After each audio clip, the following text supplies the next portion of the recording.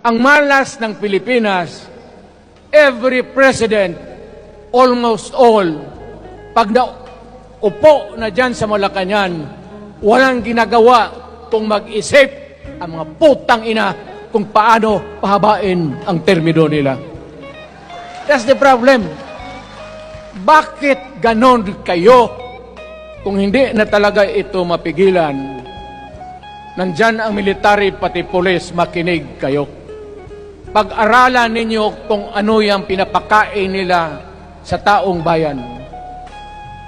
At pagka nakita ninyo kung ano ang mali, you correct it. Congressman, now, putang ina ninyo, wala akong tiwala sa inyo.